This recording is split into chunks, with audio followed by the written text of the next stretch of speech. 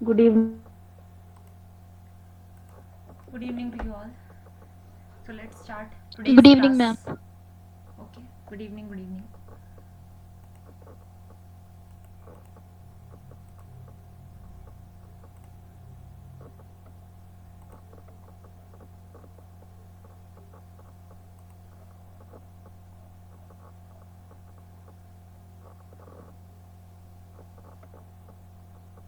Okay so आपका chapter है P block elements. अभी तक हम ग्रुप नंबर 13 में ही हैं. ये हो जाना चाहिए था. अब आई रियलाइज वन थिंग कि हम जो है आपका ओरल जो टेस्ट है उसका जो सेशन है वो सैटरडे को रख लिया करेंगे. संडे को आपका वो है एमसीक्यूज का PYQ उनका टेस्ट ले लिया करेंगे. सैटरडे को आपके डिस्कशन क्लास जैसे लगा लेंगे या फिर ओरल टेस्ट वगैरह होगा ना आपका, जो मतलब कि आप ऑनलाइन जो देंगे एट द स्पॉट, वो ज़्यादा बेस्ट रहता है. बिकॉज दिस क्वेश्चनिंग अगर मैं करूँ तो काफ़ी क्लास का टाइम खर्च हो जाता है. एंड ये चैप्टर है अभी हम 13, हमें 18 तक जाना है. अभी दिल्ली बड़ी दूर है. आप अभी हम पहले अभी रास्ते तक हम पार नहीं कर पाए. चलो एक क्वेश्चन पूछ लेती हूँ आज का before we start the class. One question, what is inert pair effect? सबसे पहले Anushka, what is inert pair effect? Inert pair effect Hindi English जो भी आप समझते हो उससे बताओ.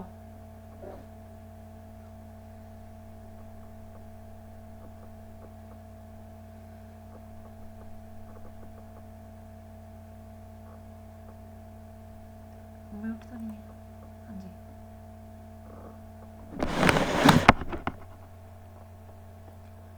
गुड़िया, what is inert pair effect?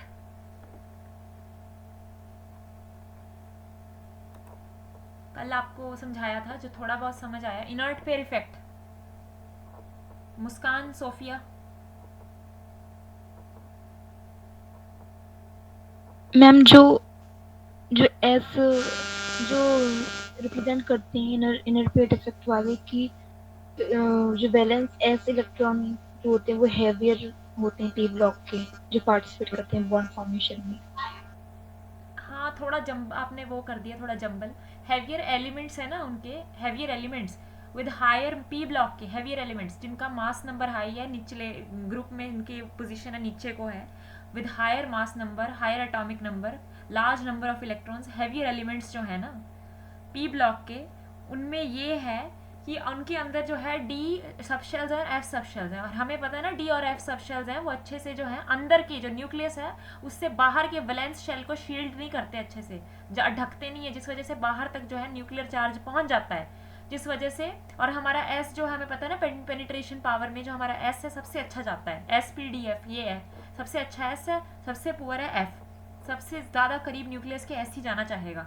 और इसी वजह से जो है वैलेंस NS इलेक्ट्रॉन्स जो हैं आपके जो है न्यूक्लियस की तरफ जाएंगे और वो जो है पार्टिसिपेट नहीं करेंगे रिएक्शन में, बॉन्ड फॉर्मेशन में. ठीक है. बस एक लास्ट क्वेश्चन फिर आपकी क्लास अभी शुरू करते हैं. ठीक है.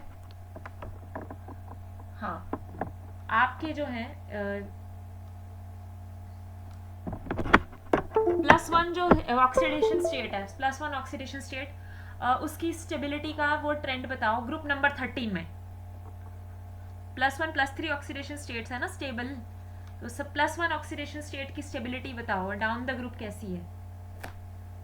मैम बोरोन की सबसे कम होगी स्टेबिलिटी और थैलियम की सबसे ज्यादा होगी. हाँ ना, बोरोन की सबसे कम है ना, फिर उसके बाद एल्यूमिनियम, फिर गैलियम, फिर और ये होगी +1 की. और +3 की क्या होगी?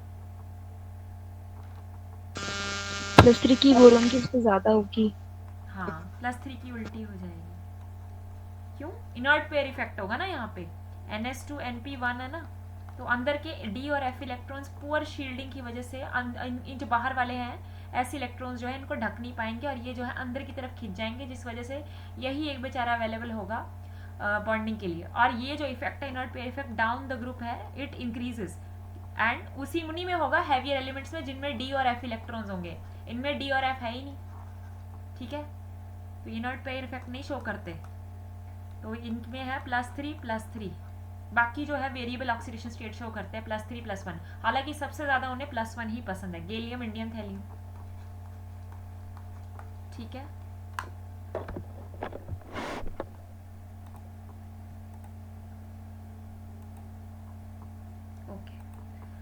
केमिकल प्रॉपर्टीज़ है हमारी इस चैप्टर में। सबसे पहले ऑक्सीडेशन स्टेट्स का हमने डिस्कस किया था। हमने बोला था कि +1 +3 है, अभी आपको समझा दिया गया था कल। इनर्ट पेयर इफेक्ट की वजह से जो डाउन द ग्रुप है +1 स्टेट है, उसकी जो है स्टेबिलिटी इंक्रीज करती है।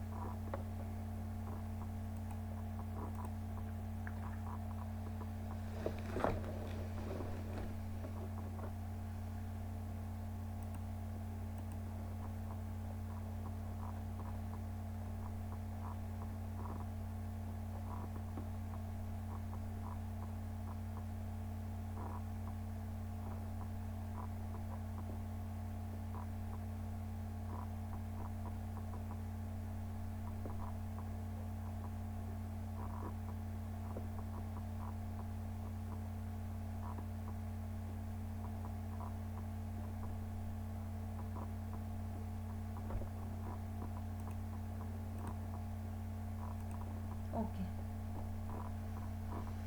अब है group 13 elements, reactivity towards air, है ना। अब हम यहाँ पे एयर बोल रहे हैं तो अकेले ऑक्सीजन की बात नहीं कर रहे। Air is a mixture of gases, oxygen है, नाइट्रोजन है, जो डिफरेंट गैसेस हैं एयर में प्रेजेंट, उनके साथ भी जो है ग्रुप 13 के एलिमेंट्स की एबिलिटी है कि वो रिएक्ट कर सकते हैं। तो सबसे पहले ध्यान से देखना, बोरॉन है आपका सबसे अनरिएक्टिव इन क्रिस्टलाइन फॉर्म, है ना। क्रिस्टलाइन होता है, अमॉर्फस होता है ना। क्रिस्टलाइन में रेगुलर अरेंजमेंट होती है पार्टिकल्स की, एक अच्छे से साथ सज्जा में अरेंजमेंट होती है। अमॉर्फस में रैंडमली अरेंज होते हैं पार्टिकल्स। तो बोरॉन जो है उसका क्रिस्टलाइन फॉर्म है, अनरिएक्टिव है। Aluminium forms a very thin oxide layer on the surface which protects the metal from further attack, है ना। एल्यूमिनियम का आपने देखा होगा ना, एक वाइट लेयर के एल्यूमिनियम का होता है, जब ऑक्सीजन हवा में रख दो तो एक उसके ऊपर एक ऑक्साइड की लेयर बन जाती है, thin oxide layer, due to this reaction ये जो है एल्यूमिनियम ऑक्साइड बनता है। Amorphous boron and aluminium metal on heating air form boron oxide B2O3 and aluminium oxide respectively. +3 उनका ऑक्सीडेशन स्टेट है ना। With dinitrogen at high temperatures they form nitrides, ठीक है। The nature of these oxides varies down the group. Boron trioxide is acidic, boron trioxide है आपका acidic and reacts with basic oxides forming metal बोरेट्स। Aluminium and gallium oxides are amphoteric and those of indium and thallium are basic in their properties, ठीक है। ये आपने याद रखना है। Down the group basicity increases, oxides की basicity increases down the group. ये है इनके general reaction for reacting with oxygen and nitrogen in air, जो है इनके साथ रिएक्ट करते हैं, तो ठीक है। और डाउन द ग्रुप है, डाउन द ग्रुप जैसे जैसे जाते हैं ग्रुप नंबर 13 के ऑक्साइड्स हैं वो बेसिक होते जाते हैं। सबसे ऊपर वाला जो है बोरॉन ट्राइऑक्साइड एसिडिक है, नीचे जाते जाते हैं एल्यूमिनियम और गैलियम ऑक्साइड जो है आपके एम्फोटेरिक है। ये याद रखना, भूलना मत, एल्यूमिनियम और गैलियम ऑक्साइड एम्फोटेरिक है। एम्फोटेरिक से क्या मतलब है आपका, एम्फोटेरिक से क्या मतलब है?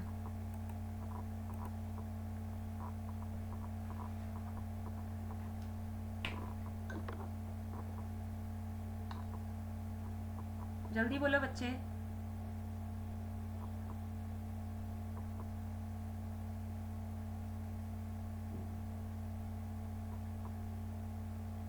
बेटा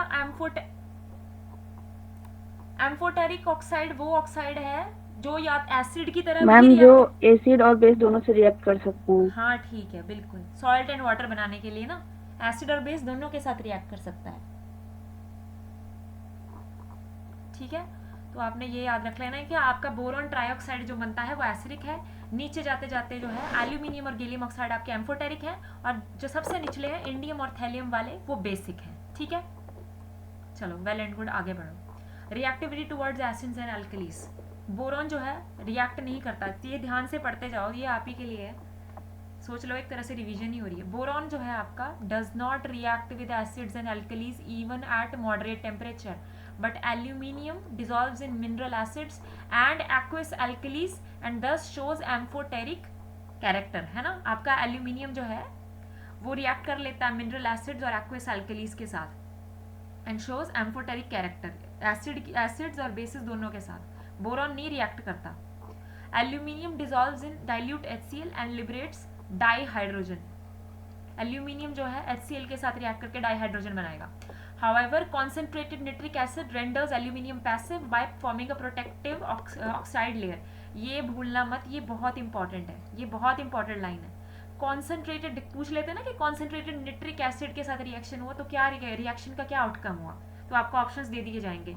एक ऑप्शन होगा कि एक वाइट कलर की लेयर वो उसके ऊपर फॉर्म हो जाएगी, तो ये है जो है आपका एल्यूमिनियम है निट्रिक एसिड के साथ रिएक्ट करता है तो एक ऑक्साइड की लेयर बना लेगा अपने ऊपर, ठीक है। Aluminium also reacts with aqueous alkali and liberates di hydrogen, ठीक है। देखो एल्यूमिनियम है ना आपका एम्फोटेरिक जो है HCl के साथ रिएक्ट करके डाई हाइड्रोजन गैस निकाल रहा है, और जो है सोडियम हाइड्रोक्साइड के साथ रिएक्ट करके एक कॉम्प्लेक्स जो है एक तरह से इसने बना लिया टेट्रा हाइड्रोक्साइड, ये जो है कॉम्प्लेक्स आपका टेट्रा हाइड्रोक्सो एल्यूमिनेट, ठीक है।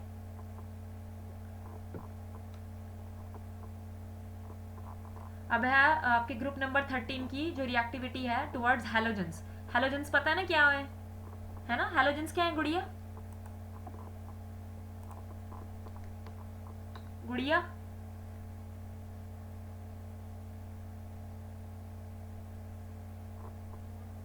हैलोजेंस क्या होते हैं, किसको बोलते हैं आई एम सॉरी किसको बोलते हैं हैलोजेंस?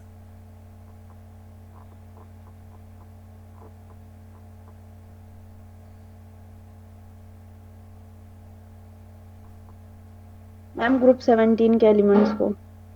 हाँ ठीक है, नॉन मेटल्स को। नहीं बेटा हैलोजेंस बोलते हैं ग्रुप 17 के एलिमेंट्स को।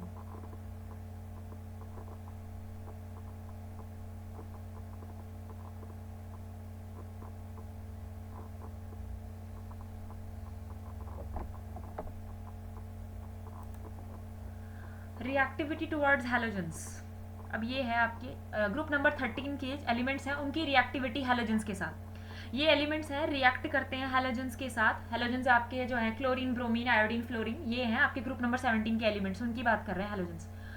React with halogens to form trihalides, trihalides, ठीक है। ये आपका ग्रुप 13 का एलिमेंट हो गया। और वैसे तो हैलोजेंस को एक्स से डिपिक्ट करते हैं, ये मान लो हैलोजेंस है, ये आपका एलिमेंट हो गया ग्रुप 13 का।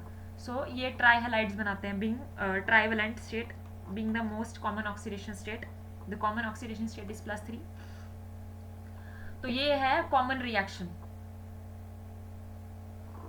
ठीक है, ये कॉमन रिएक्शन है। आपका मेटल है सॉलिड स्टेट में reacting with halogens to form ट्राईहलाइड।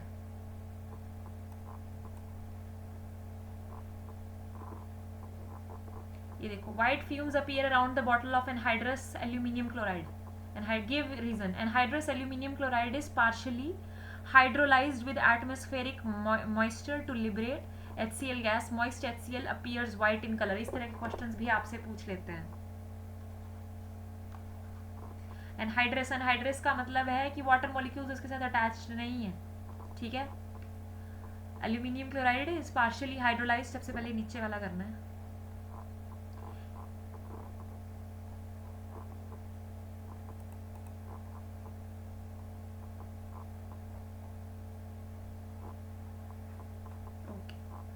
अच्छा आपको इतनी दी हुई है रिएक्टिविटी टुवर्ड्स एयर और reactivity towards acid and alkalis, reactivities towards halogens, short में ही आपको दिया गया है, ठीक है।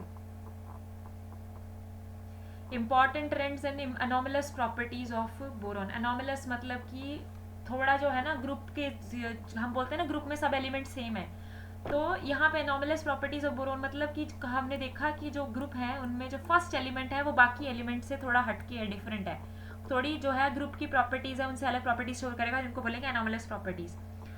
तो सबसे पहले इंपॉर्टेंट ट्रेंड्स है, certain important trends can be observed in the chemical behaviour of group number 13 elements. जो ट्राईक्लोराइड्स हैं, अगर आप साथ साथ में पढ़ते रहेंगे आपका फायदा। ट्राईक्लोराइड्स हैं, ब्रोमाइड्स है, आयोडाइड्स है, trichlorides, tribromide, triiodide, of all these elements being covalent in nature. Tri +3 oxidation state में सबके सब कोवेलेंट होंगे। They are hydrolysed in water.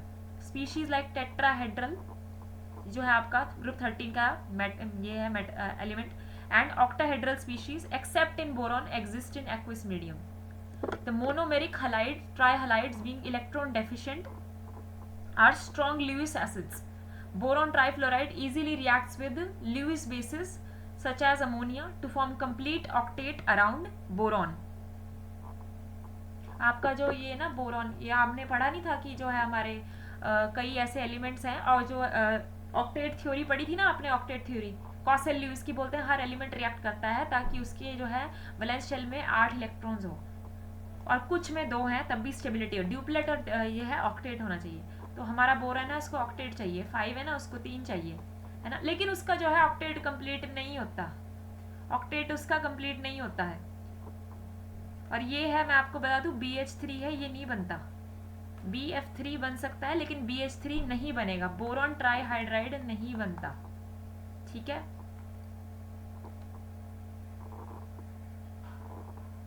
ऐसा क्यों है? क्योंकि आपका बोरॉन जो है ना उसमें 6 ही इलेक्ट्रॉन्स होंगे, इलेक्ट्रॉन डेफिशिएंट होगा। बोरॉन जो है आपका इलेक्ट्रॉन डेफिशिएंट होगा। अब उसके पास है एक एम्प्टी ऑर्बिटल भी है, एक एम्प्टी ऑर्बिटल है जो है फ्लोरीन के जो है 2p ऑर्बिटल, और बोरोन का भी 2p ऑर्बिटल है। आपस में जो है ये पाई बॉन्डिंग करते हैं।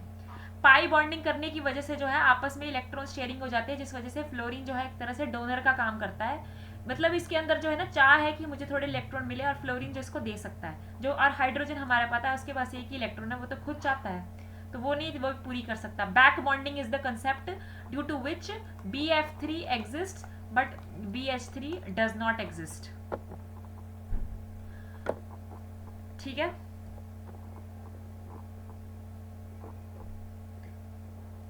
The monomeric trihalides being electron, monomeric मतलब कि एक ही जो मतलब एंटिटी एग्जिस्ट कर रही है, जैसे दो नहीं है इकट्ठे, जैसे दो आपस में ना कि डाइमर बना रहे हैं। मोनोमर एक डाइमर है, मोनोमर है, ट्राइमर है, जो समझते हैं ना। डाइमर मतलब एक मॉलिक्यूल ले लिया, वो 3 है इकट्ठे आपस में किस तरह जुड़े हैं, ट्राइमर। 2 जुड़े हैं डाइमर, एक ही है अकेला entity, that is called your monomeric trihalides. Monomeric trihalide का एग्जांपल है आपका बोरॉन ट्राइफ्लोराइड, है ना। They are strong Lewis acid. अब ये बहुत अच्छे ल्यूइस एसिड है। ल्यूइस एसिड का मतलब ये है कि ये कोई प्रोटॉन डोनर नहीं है। ल्यूइस एसिड वो हैं जो किसी भी स्पीशीज जो इलेक्ट्रॉन लेने के इनको इलेक्ट्रॉन्स की कमी है, इनमें एम्प्टी ऑर्बिटल्स है, इनका ऑक्टेट इनकम्प्लीट है। तो ये जैसे बोरॉन ट्राइफ्लोराइड में इसका जो ऑक्टेट इनकम्प्लीट है और इसके पास एम्प्टी ऑर्बिटल है। तो ल्यूइस एसिड वो है जो किसी ल्यूइस बेस यानी कि ऐसी स्पीशीज जिसके पास इलेक्ट्रॉन्स बहुत सारे हैं उससे लेने की क्षमता रखता है, उसे बोलते हैं ल्यूइस एसिड। और बोरॉन ट्राइफ्लोराइड है आपका ल्यूइस एसिड है। It easily reacts with Lewis basis. जैसे अमोनिया है ना, उसके पास 1 लोन पेयर ऑफ इलेक्ट्रॉन है, तो जिसके पास लोन पेयर ऑफ इलेक्ट्रॉन है H2O के साथ भी रिएक्ट करेगा, अमोनिया के साथ भी रिएक्ट करेगा, क्योंकि उनके पास लोन पेयर है। लोन पेयर वालों के साथ रिएक्ट करके they complete their octet around boron. और जो है आपका बोरॉन है उसमें d ऑर्बिटल्स नहीं है, ये बात याद रखना। Due to the absence of d orbitals in boron, maximum covalency of boron is 4, यानी कि अपने आसपास जो है सिर्फ 4 एटम्स को जोड़ सकता है, 4 से ज्यादा नहीं। Since the d orbitals are available with aluminium and other elements, empty d orbitals है ना, and other elements, the maximum covalence can be expected beyond 4। उनमें है, सिर्फ बोरॉन में नहीं है, इसलिए ये सिर्फ 4 को ही कनेक्ट कर सकता है। Most of the other metal halides are dimerised. जो मोस्ट ऑफ द अदर जो बाकी, अभी हमने बोरॉन के हमने जो है हलाइड के बारे में बात की, लेकिन जो बाकी मेटल हलाइड्स हैं उनकी टेंडेंसी है कि वो डाइमराइज, यानी कि 2 एल्यूमिनियम क्लोराइड के यूनिट है आपस में इकट्ठे मिल सकते हैं, जुड़ सकते हैं थ्रू हैलोजन ब्रिजिंग, Al2Cl6 बना देंगे। The metal species completes it's octet by accepting electrons from halogen in these halogen bridged molecules. Let me show you how. Just a second.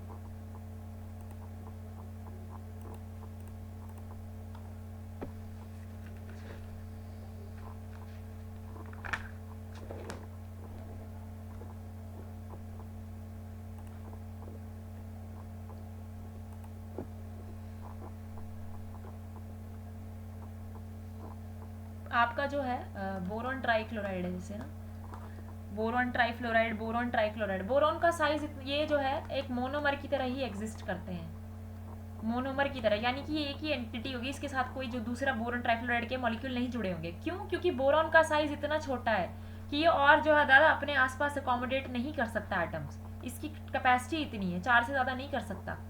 लेकिन जो है बाकी हैं उनमें due to availability of more orbitals they can. तो इसीलिए आपके जो बाकी हैलाइड्स हैं, एल्यूमिनियम के हैलाइड्स हैं, जो आपके एल्यूमिनियम के हैलाइड्स हैं जो डाइमराइज कर सकते हैं,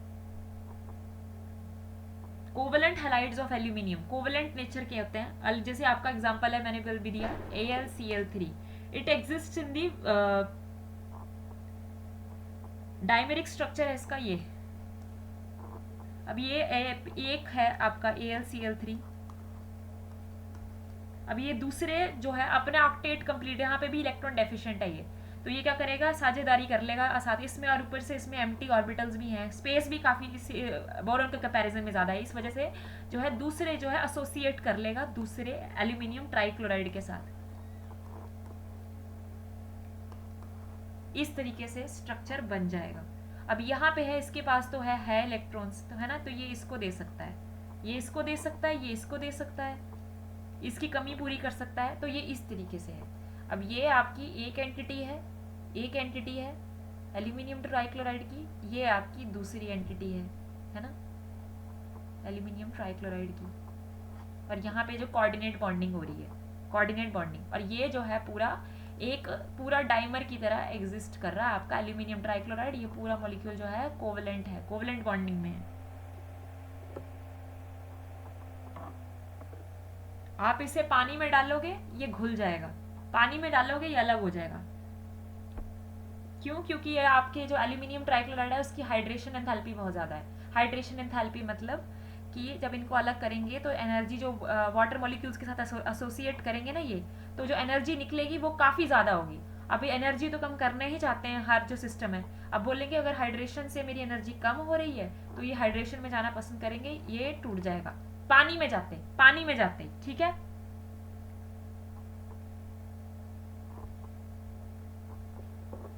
डाइहलाइड्स भी बनाए जाते हैं आपके जो है, बोरॉन जो है आपका डाइहलाइड्स भी बना सकता है लाइक दिस, है ना। गैलियम और इंडियम तो आपके डाइहलाइड्स बना ही सकते हैं, गैलियम है, इंडियम है।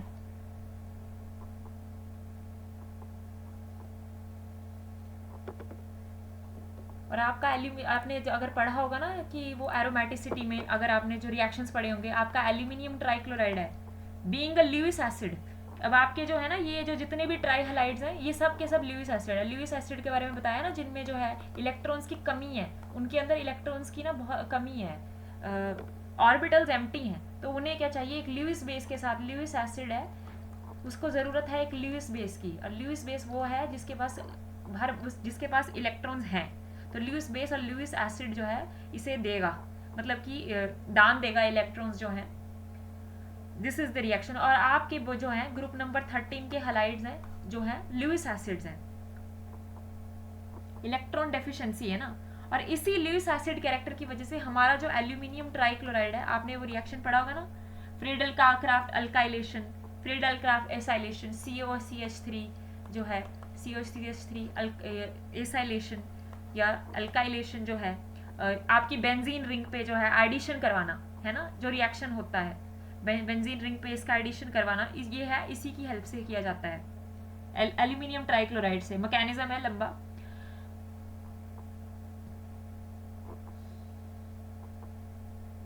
अब ये जो ट्राइहलाइड्स हैं ये जो है वाटर के थ्रू हाइड्रोलाइज भी हो सकते हैं। Trihalides can also be hydrolysed by water.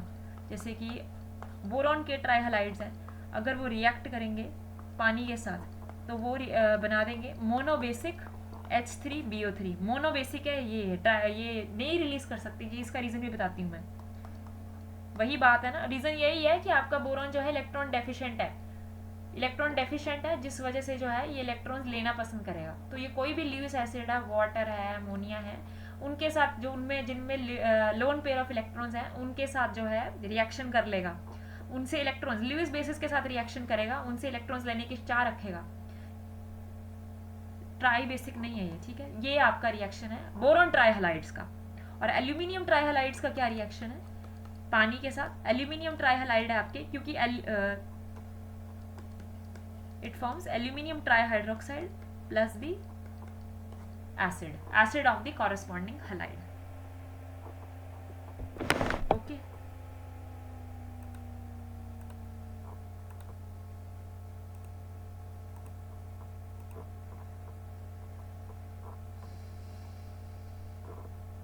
ठीक है, ये क्वेश्चन भी आता है। Boron is unable to form boron hexafluoride, ये स्पीशीज नहीं बना पाता BF63 नेगेटिव। वाई?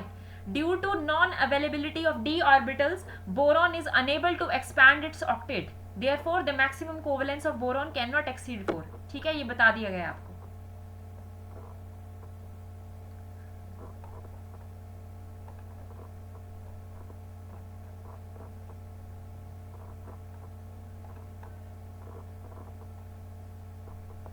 अब है some important compounds of boron. Some useful compounds of boron are borax, orthoboric acid जो हमने पढ़ा, H3BO3, diborane, B2H4। We will briefly study their chemistry. सबसे पहले है बोरैक्स, Na2B4O7.10H2O, ये है।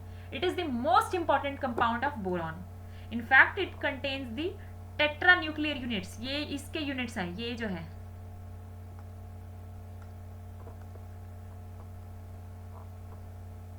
Tetra nuclear units of B4O5 OH4 2 negative and correct formula therefore is Na2। ये है एक्चुअल में करेक्ट फॉर्मूला। ये जो है यूजुअली इससे सिंप्लीफाई करने के लिए रिप्रेजेंट करते हैं, बट ये जो है, ये जो बनता है इसके यूनिट से बनता है। ये जो है आपकी स्क्रीन पे जो मैंने ग्रीन से किया, it is formed through this, मतलब कि इस तरह का कॉम्प्लेक्स जो है, एक तरह से मॉलिक्यूल है जिसको हम इस तरह रिप्रेजेंट करते हैं।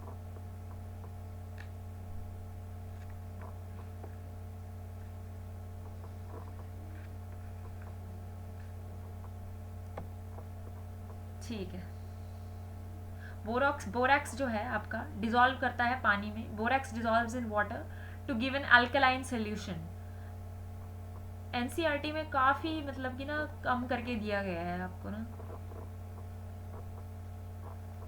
Borax dissolves in water to give an alkaline solution. ठीक है, ये याद रखना, ये भी बहुत इंपॉर्टेंट है, ये भूलना मत।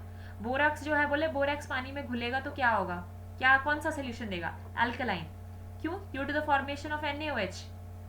H3BO3 भी बनेगा, but it is not a stronger acid and NaOH is a very strong acid, so your solution will be basic one.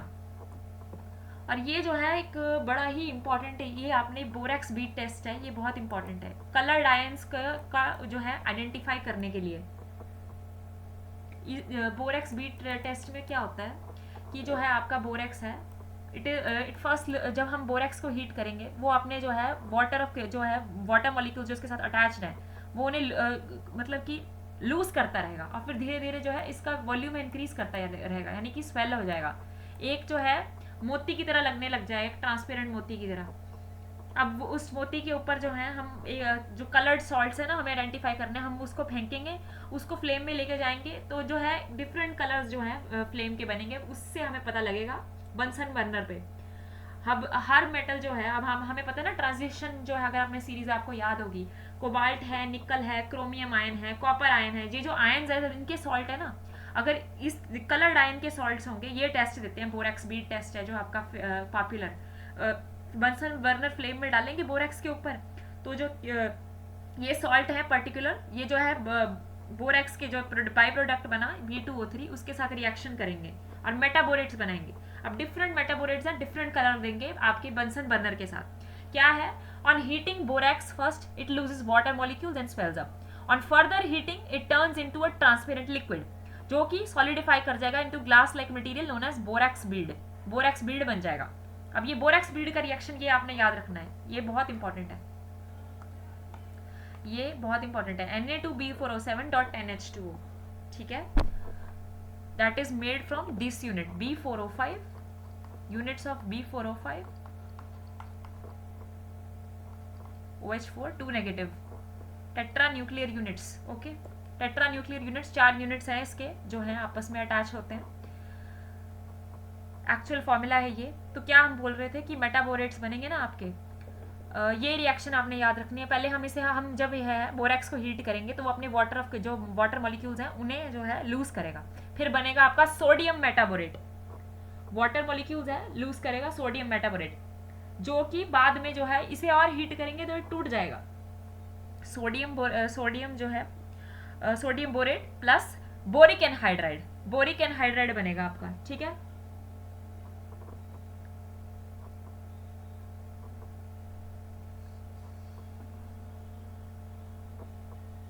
sodium the products will be sodium metaborate plus boric anhydrides. The metaborates of many transition metals, transition metals पता है ना कौन कौन से होते हैं transition metals? Transition metals कौन से होते हैं मुस्कान? ट्रांजिशन मेटल्स कौन से होते हैं?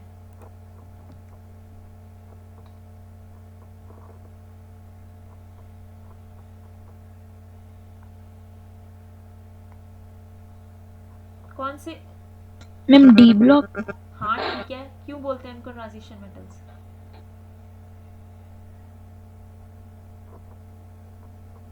बताएगा कोई? मैम जिन एलिमेंट्स की d ऑर्बिटल पार्शली फिल्ड होती है उनको ट्रांजिशन एलिमेंट बोलते हैं।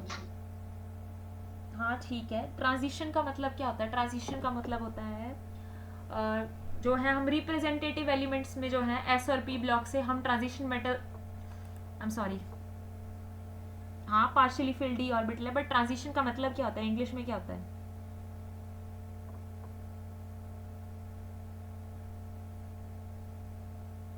क्योंकि ना जो है आपके ट्रांजिशन मेटल्स हैं एस और पी ब्लॉक के बीच में है, तो ट्रांजिशन का मतलब होता है कि एक जगह से दूसरी जगह पे जा रहे हैं हम, एस से जाके पी में जा रहे हैं, तो जो है आपके ट्रांजिशन मेटल्स एस और पी जो है उन दोनों के बीच की प्रॉपर्टीज जो है ट्रांजिशनल बिहेवियर शो करेंगे, यानी कि ऐसा बिहेवियर कि मेटल से नॉन मेटल तक जा रहा है, यानी कि ट्रांजिशन हो रहा है एक तरह से ना, तो इस चीज को रिप्रेजेंट कर रहे हैं। यानी कि जो लेफ्ट साइड वाले हैं हाईली रिएक्टिव मेटालिक एलिमेंट्स हैं, मतलब लेफ्ट साइड वाले मेटालिक एलिमेंट्स जाते जाते राइट साइड को जो है नॉन मेटालिक बिहेवियर में जाते हैं, तो ये ट्रांजिशन मेटालिक से नॉन मेटालिक का एस से पी ब्लॉक का इसी वजह से जो है इसे ट्रांजिशन सीरीज बोला जाता है। और इनर ट्रांजिशन सीरीज आपकी एफ ब्लॉक, क्योंकि वो अंदर है ना, उसके अंदर है, बाहर रिप्रेजेंट की जाती है, हालांकि वो उसके अंदर है।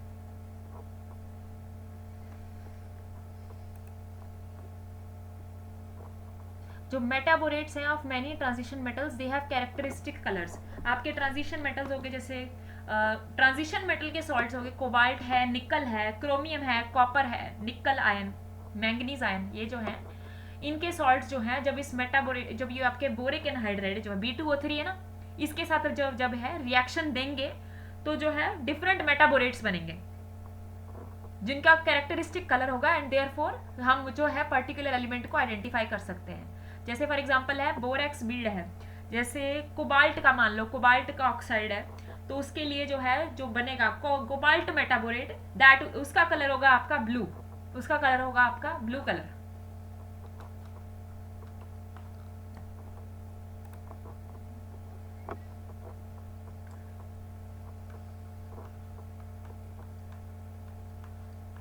ये है आपका बोरिक एनहाइड्राइड, इसके साथ ही रिएक्शन देगा आपका पर्टिकुलर मेटाबोरेट्स देंगे, इसका कलर होगा ब्लू। अगर ब्लू कलर की फ्लेम आई तो इसका मतलब है, मतलब कि ब्लू कलर एक कैरेक्टरिस्टिक कलर जो है आया आपका, जो प्रोडक्ट बना ब्लू कलर का, तो then your that salt is of cobalt, है ना। और अगर निकल का कलर, निकल ब्राउन कलर, निकल का जो कलर है वो ब्राउन है, निकल ऑक्साइड है,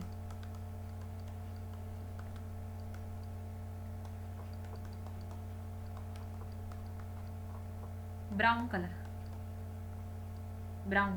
कॉपर ऑक्साइड है, कॉपर आपका ब्लू देता है ना, कॉपर जो है आपका जनरली डार्क ब्लू, जो आप देखते हैं ना कॉपर सल्फेट में, कॉपर मेटाबोरेट, ठीक है। और क्रोमियम वह आपके ग्रीन कलर देते हैं।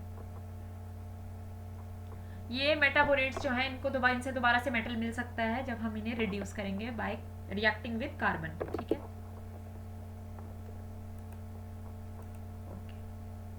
अब आगे आपका अगला orthoboric acid. Orthoboric acid H3BO3 is a white crystalline solid with सोपी टच, ठीक है। It is sparingly soluble in water. It is sparingly soluble in water but highly soluble in hot water. पानी गर्म करेंगे तो उसमें घुल जाएगा। It can be prepared by acidifying an aqueous solution of borax. Aqueous solution of borax है, उसमें आपने एक प्रॉपर मात्रा में HCl डाला तो आपको जो है आपका H3BO3 मिल जाएगा, ठीक है। फिर हमने अभी भी तो बताया था ना कि बोरॉन के हलाइड हैं, उनको H2O के साथ रिएक्ट करेंगे तब भी आपको H3BO3 मिल सकता है।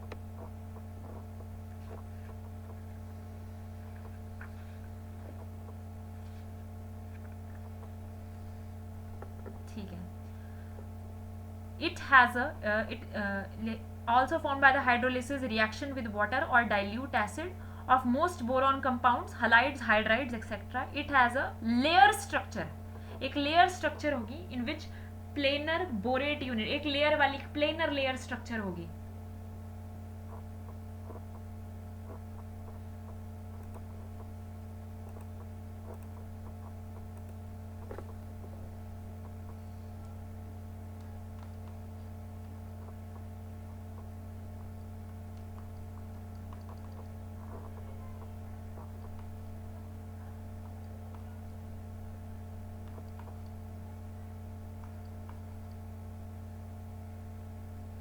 ये बाकी जो है बाकी यूनिट्स के साथ हाइड्रोजन बॉन्डिंग से जुड़े होंगे. एक तरह से प्लेनर स्ट्रक्चर है.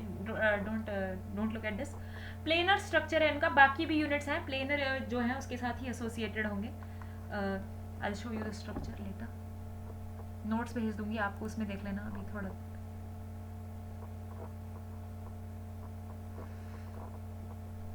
बोरिक एसिड है आपका वीक मोनोबेसिक एसिड है. ठीक है, मोनो पूछ लेंगे ना, ये क्वेश्चन बहुत इंपॉर्टेंट है, भूलना मत. बोरिक एसिड है आपका, मोनोबेसिक एसिड है. It is not a proton, यानी कि प्रोटोन रिलीज नहीं करता. एसिड है लेकिन प्रोटोन रिलीज नहीं करता, but acts as a Lewis acid. Lewis acid अब accepting electrons from OH negative ion. ठीक है, तो ये है आपका वाटर के साथ, water being a molecule with 2 lone pair of electrons. दस जो है ये इसको जो है इलेक्ट्रॉन्स दे देगा and this species is formed. Tetra hydroxyl negative ion.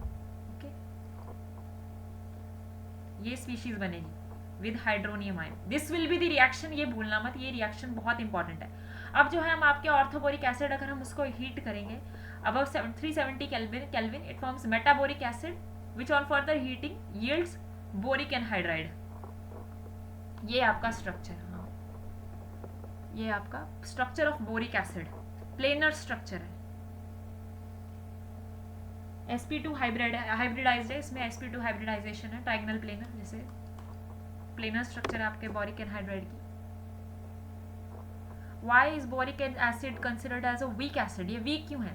Because it is not able to release protons on its own. protons नहीं release कर सकता खुद से. इसे जो है इलेक्ट्रॉन्स चाहिए, इसी बेसिस पे ये एसिड बना गया है. तो ये लुईस बेस है हाइड्रोक्सिल आयन, उससे जो है इलेक्ट्रॉन्स जो है नेगेटिव चार्ज एक्सेप्ट करेगा water molecules to complete its octet and in turn releases hydrogen ions. अब आई डाइबोरेन की बारी. B2H6. तो इसका जो है स्ट्रक्चर बहुत इंपॉर्टेंट है. ये स्ट्रक्चर जो है भूलना मत. इसके स्ट्रक्चर से रिलेटेड इसका जो स्ट्रक्चर है एक तरह से डिफरेंट स्ट्रक्चर है. बनाना बॉन्ड टाइप का जो है आपका 3 सेंटर 2 इलेक्ट्रॉन बॉन्ड. आपने सुना है 3 सेंटर 2 इलेक्ट्रॉन बॉन्ड, उसकी बात करेंगे. तो क्या है इसमें डाइबोरेन में? Simplest boron hydride known is diborane. BH3 नहीं बनेगा, B2H6 बनेगा. ठीक है, BH3 नहीं होता, B2H6 बनेगा. Is known as diborane. तो यहाँ पे जो है आपका बोरॉन है, इलेक्ट्रॉन डेफिशिएंसी कैसे पूरी करेगा इसके पीछे भी वो है, इसके स्ट्रक्चर के पीछे है वो कहानी. तो क्या है? It is prepared by treating boron trifluoride with lithium aluminium hydride. है ना, बहुत अच्छा रिड्यूसिंग एजेंट है. लिथियम एल्यूमिनियम हाइड्राइड के साथ रिएक्ट करके जो है आपका डाइबोरेन बनेगा. A convenient laboratory method for the preparation of diborane involves the oxidation of sodium borohydride NaBH4 with iodine. ठीक है, तो यहाँ पे आपके जो है सोडियम बोरोहाइड्रेट के साथ आयोडीन की रिएक्शन है, आपको डाइबोरेन मिल गया along with sodium iodide and hydrogen. Diborane is produced on an industrial scale by the reaction of boron trifluoride with sodium hydride. ठीक है, it is a colorless gas है, बहुत ज़्यादा टॉक्सिक है with boiling point of 180 kelvin. Boiling point बहुत कम है. Diborane जो है फायर बड़ी जल्दी जो है it catches fire spontaneously upon exposure to air. क्यों? क्योंकि जो है ये रिएक्ट करके जो है इसके हाईली एक्सोथर्मिक रिएक्शन है, यानी कि इसकी अफिनिटी बहुत है ऑक्सीजन के लिए. है ना, इसको ऑक्सीजन की चाह है तभी, क्योंकि इसकी जो एनर्जी काफ़ी निकलेगी. तो ये जो है diborane it is very dangerous. It burns in oxygen releasing an enormous amount of energy. ठीक है, ये रिएक्शन कहीं पूछ लेना आपसे डाइबोरेन को हवा में क्यों नहीं रखा जाता. क्यों नहीं रखा जाता? क्योंकि ये हाईली एक्सोथर्मिक रिएक्शन है और बहुत डेंजरस है. ठीक है, most of the higher boranes are also spontaneously flammable in air.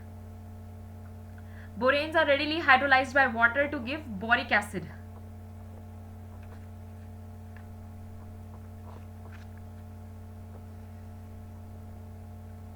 They are readily hydrolyzed by water to give boric acid. Diborane undergoes cleavage reactions with Lewis bases, यानी कि जो है इसके जो मॉलिक्यूलर ढांचा है उसमें कोवलेंट बॉन्ड टूटेंगे ल्यूइस बेसिस जब उसके साथ रिएक्ट करेंगे, तो क्या होगा यहाँ पे, undergoes cleavage reactions with Lewis bases to give borane adducts. अब इसके अंदर इलेक्ट्रॉन्स की कमी है ना, तो जहां इसको इलेक्ट्रॉन्स मिलेंगे ये वहां रिएक्ट करेगा, ट्राई मिथाइल नाइट्रोजन जो है इसके साथ रिएक्ट करके अडक्ट बनाएगा, एडिशन प्रोडक्ट।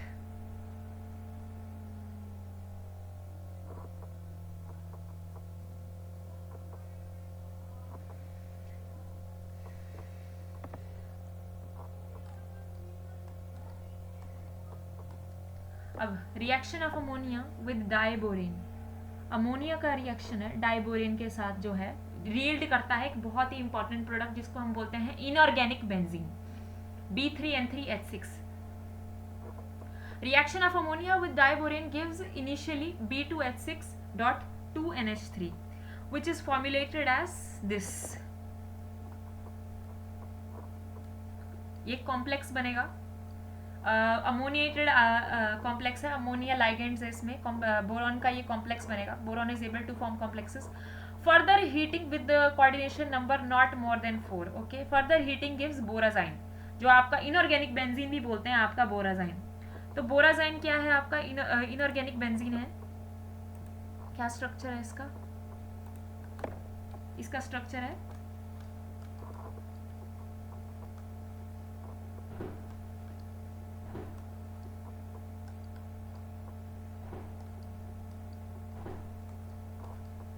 एक तरह से 6 मेंबर्ड रिंग ही है with alternating boron and nitrogen. Boron और नाइट्रोजन जो है ऑल्टरनेटिंग डबल बॉन्ड्स हैं इनके बीच में, बाकी ये जो कमी है जो रह गई है वो पूरी करेगा आपका हाइड्रोजन। तो ये याद कर लो स्ट्रक्चर है, ये आपका बोराजाइन का स्ट्रक्चर है, बोराजाइन है, ठीक है। तो इसमें क्या होता है, इसमें जो है आपके ये ऑरेंज वाले, सॉरी ये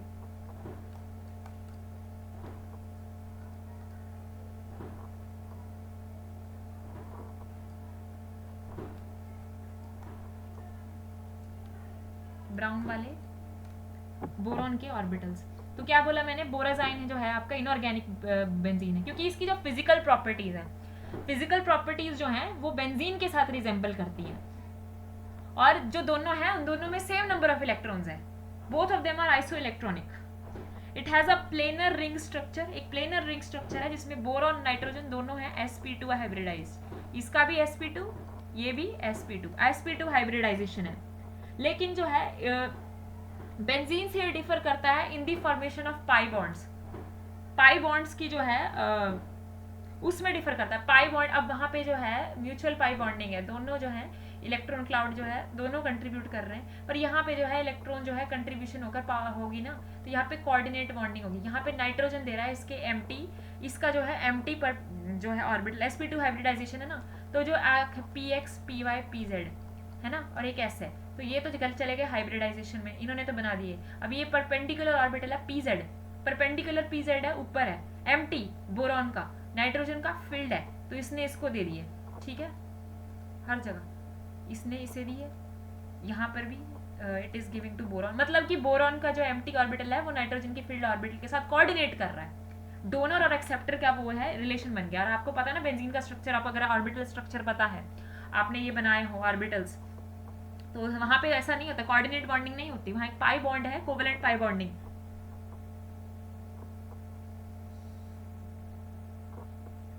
वहां पाई बॉन्डिंग है, यहाँ डेटिव बॉन्डिंग है, ठीक है, मगर इसे जो है आपका एरोमेटिक कंपाउंड नहीं माना जाता है। एरोमेटिक है, स्ट्रक्चर भी ऑलमोस्ट सिमिलर है, फिजिकल प्रॉपर्टी सेम है, पर इसको एरोमेटिक कंपाउंड आपका नहीं माना जाता, तो ठीक है। तो यही बोल देना what happens when diborane reacts with ammonia, पहले तो वो एक कॉम्प्लेक्स बनाएगा, एक अडक्ट कॉम्प्लेक्स बनाएगा, फिर कॉम्प्लेक्स के बाद जो है वो बोराजाइन जो है मॉलिक्यूल बना देगा B3N3H6। अब जो है डाइबोरेन का स्ट्रक्चर, ये ध्यान से सुनना, सबसे इंपॉर्टेंट है, इससे रिलेटेड क्वेश्चंस बहुत आते हैं। ये क्वेश्चन, ये तो हम इससे रिलेटेड मैंने देखा है आपके नीट के ना काफ़ी मतलब पुराने जो क्वेश्चन हैं काफ़ी आते हैं इससे। तो स्ट्रक्चर ऑफ डाइबोरेन जो है ये देखो, B2H6, हमने बोला ना B2H6, तो 4 जो हैं काफ़ी जो है डिफरेंट स्ट्रक्चर है। बोरॉन हमें पता है ट्राइवेलेंट है, तो 3 अपने साथ जो मतलब कि 3 एटम्स अपने आस पास बॉन्ड कर सकता है, मैक्सिमम 4 करेगा। अब एक बोरॉन एटम है, 3 यहाँ पे B2H6 है, 3 हाइड्रोजन हम बोलेंगे 3 के साथ जो है अकोमोडेटेड है, यानी कि 2 जो है टोटल 6 के साथ अकोमोडेटेड है। अब जो है हम बोलेंगे कि अब इनके साथ जो है ये आपस में जो है दे आर लिंक्ड। अब हम बोलेंगे बोरॉन बोरॉन, अगर इन दोनों के पास आपस में जो है इलेक्ट्रॉन्स होते अपने, तो ये जो है अपनी जो ऑक्टेट आपस में कंप्लीट कर लेते, मगर नहीं है। बोरॉन जो है आपका इलेक्ट्रॉन डेफिशिएंट है, तो इसको पूरी करने के लिए जो है डाइबोरेन जो है कुछ इस तरीके से उसने अपने आप को ढाल लिया कि इसकी इलेक्ट्रॉन डेफिशिएंसी जो है वो कम हो जाए। इसी वजह से जो है एक तो B2H6 है ना, और एक तो है आपका इथेन का स्ट्रक्चर और डाइबोरेन के स्ट्रक्चर में बहुत वो है डिफरेंस है। इथेन में डिफरेंट स्ट्रक्चर है और डाइबोरेन में डिफरेंट स्ट्रक्चर है। तो जब एक्सरे डिफ्रैक्शन स्टडीज की ना, through X-ray diffraction studies it was found out कि जो आपका डाइबोरेन है उसमें एक पेक्यूलियर टाइप का जो है 3 सेंटर्ड 2 इलेक्ट्रॉन बॉन्डिंग, यानी कि बनाना टाइप बॉन्डिंग लिंकिंग 3 एटम्स का कंसेप्ट आया। तो क्या है, ब्रिज स्ट्रक्चर है आपका जो है, उसमें ब्रिज स्ट्रक्चर है। अब ये हमने बोला ना बोरॉन और इथेन के बीच में क्या फर्क है। अब बोरॉन है C2H6, उसने अपने 3 वैलेंस इलेक्ट्रॉन्स जो हैं वो शेयर कर दिए। अब यहाँ पे अब इनके तो हाइड्रोजन तो सब इनके कंप्लीट हो गए, ड्यूप्लेट कंप्लीट हो गया, पर बोरॉन का क्या, अब इनके पास तो बचा ही नहीं है, तो ये क्या करेंगे। लेकिन यहाँ पे इथेन के केस में अलग है ना, इथेन के केस में स्टोरी अलग है।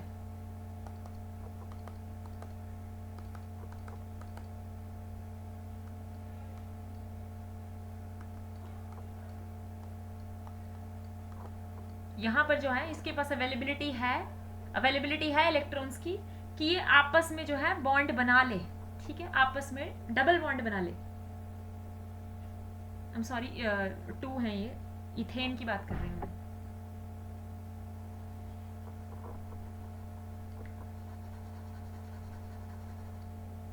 आपस में ये जो है बॉन्ड बना ले, तो इसको क्या करना पड़ेगा, तो इसने अपना तरीका निकाला। इसने क्या किया, 4 जो है इसके हाइड्रोजन एटम्स 4 जो हैं वो एक प्लेन में रहेंगे, वो सब एक प्लेन में रहेंगे, और 2 हाइड्रोजन एटम्स हैं, एक अबव द प्लेन और एक बिलो द प्लेन रहेगा।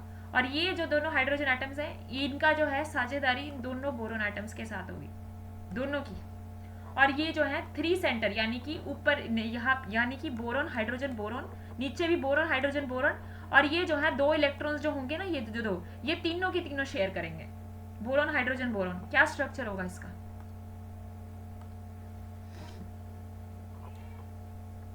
ब्रिजिंग। 2 तरह के B2H6 में जो है आपके 2 तरह के हाइड्रोजन है, एक टर्मिनल हाइड्रोजन्स यानी कि जो एक प्लेन में होंगे टर्मिनल हाइड्रोजन्स, और एक ब्रिजिंग हाइड्रोजन्स। ब्रिजिंग मतलब कि जो 2 बोरोन एटम्स को जोड़ेंगे, ब्रिजिंग हाइड्रोजन्स। अपनी स्क्रीन पे देखना जरा,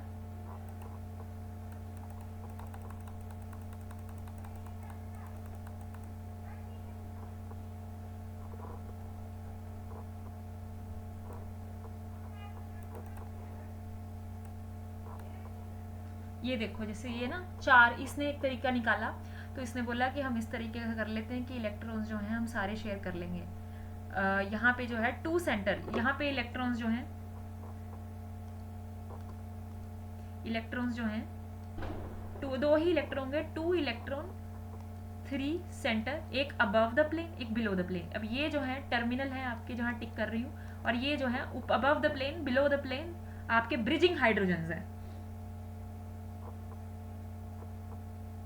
अब ये जो इलेक्ट्रॉन्स हैं ये होल्ड करते हैं तीन ये जो दोनों इलेक्ट्रॉन्स हैं ये 3 एटम्स को आपस में जोड़ के रखते हैं।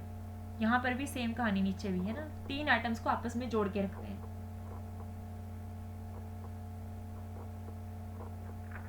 और ये जो है नॉर्मल बोरॉन हाइड्रोजन बॉन्ड से जो है थोड़ा सा ये है थोड़ा सा एक्स्ट्रा लॉन्ग होगा, ठीक है। तो if I draw it in Lewis dot structure, इस स्ट्रक्चर को अगर मैं लुईस डॉट स्ट्रक्चर के फॉर्म में ड्रॉ करूं तो ये कुछ ऐसा होगा।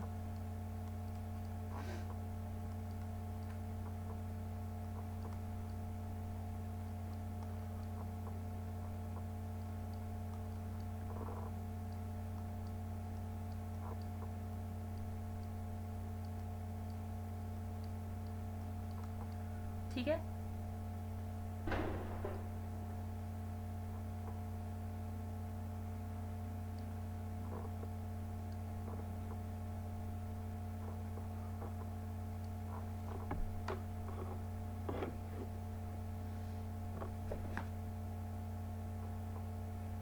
इसका जो है मेन प्रूफ कब निकला, जब हम इसके मिथाइलेशन रिएक्शन करी गई ना, मिथाइलेशन की गई जब मिथाइल के जो है मिथाइलेशन मतलब कि मिथाइल ग्रुप ऐड किया गया ना इसमें, तो सिर्फ जो है बाकी के 4 हाइड्रोजन, तो 4 जो टर्मिनल थे उन्होंने ही रिएक्ट किया, जो ब्रिजिंग हाइड्रोजन थे उन्होंने नहीं किया। तो क्या कंपाउंड बना आपका B2H6 का मिथाइलेशन करने पे, मिथाइलेशन जब उसके साथ है द प्रोडक्ट वाज CH3 जो टर्मिनल हाइड्रोजन है वो हट गए B2H2, जिसने कंफर्म कर दिया कि हाँ डिफरेंट टाइप्स ऑफ हाइड्रोजन है 2, ठीक है।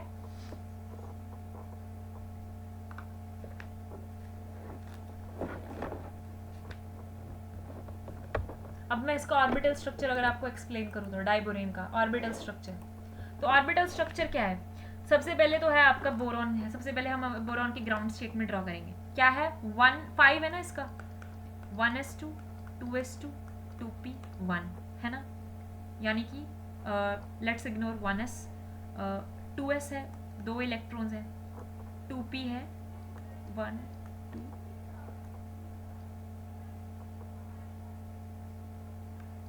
2s2 2p1, okay. अब जो है ये रिएक्शन करने लगा, तो रिएक्शन करने से पहले हमने बोला ना हाइब्रिडाइजेशन में क्या होता है कि रिएक्शन करने से पहले दूसरे हाइड्रोजन के साथ जुड़ने से पहले एक अरेंजमेंट होने लग पड़ेगी इसके अंदर। तो क्या होगा, एक्साइट करेगा एक इलेक्ट्रॉन जो है हाइब्रिडाइज, अब ये 3 ऑर्बिटल्स हैं आपस में हाइब्रिडाइजेशन करेंगे, 3 ऑर्बिटल्स sp2 हाइब्रिडाइजेशन हो जाएगी, तो क्या बन जाएगा एंड में,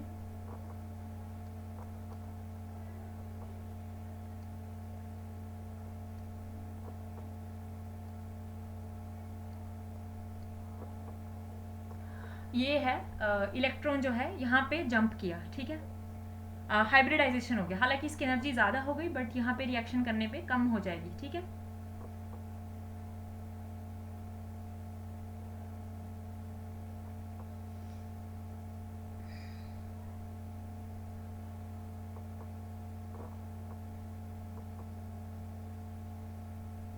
चलो ठीक है, sp2 हाइब्रिडाइज है, तो क्या है एक जो है परपेंडिकुलर ऑर्बिटल होगा, परपेंडिकुलर दिस विल बी, चलो ये तो है आपका, जस्ट अ सेकंड में पेन टैब नहीं वर्क कर रहा,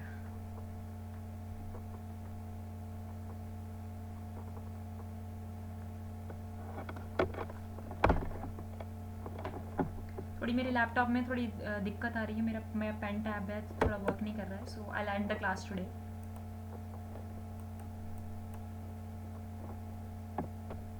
Thank you so much. You can leave the class now.